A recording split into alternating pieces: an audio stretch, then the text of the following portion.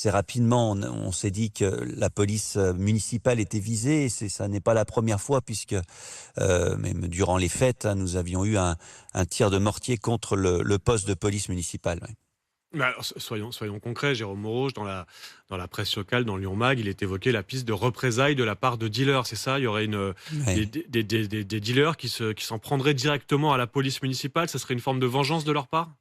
Ben oui, vous savez, nous aujourd'hui, la police municipale, c'est le premier moyen d'action pour les communes et sur des territoires où malheureusement, hein, depuis déjà un certain nombre d'années, mais je dirais presque des décennies, on a vu l'État reculer et notamment la présence policière de la police nationale. Donc, les communes, elles pallient, en tout cas certaines communes pallient ces absences et la police municipale a renforcé son action ces derniers temps. Moi-même, j'ai pris 2 arrêtés il y a quelques jours, quelques semaines, un arrêté couvre-feu pour les mineurs, hein, la nuit, les mineurs de moins de 16 ans, et puis un arrêté anti-attroupement. Et à ça s'est ajouté aussi une politique d'accentuation de harcèlement des points de deal qui sont connus de tous. Hein.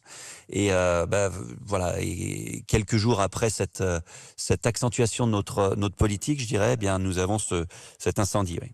Et ce matin, on pense forcément aux policiers. Quel est leur état d'esprit? Est-ce que vous avez pu échanger avec eux? Ouais, bien sûr.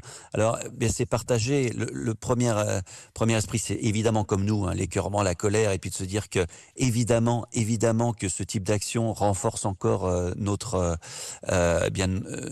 vigilance et notre envie de mettre un coup de pied dans la fourmilière.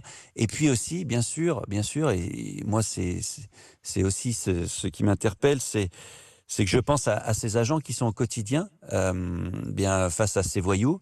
Voilà, c'est aussi notre devoir de protéger leur personne, protéger aussi leurs biens. Ils viennent chaque jour avec leur véhicule personnel. Voilà, alors il faut combiner avec tout cela, mais bon, la motivation et la mobilisation restent intactes, hein, bien sûr.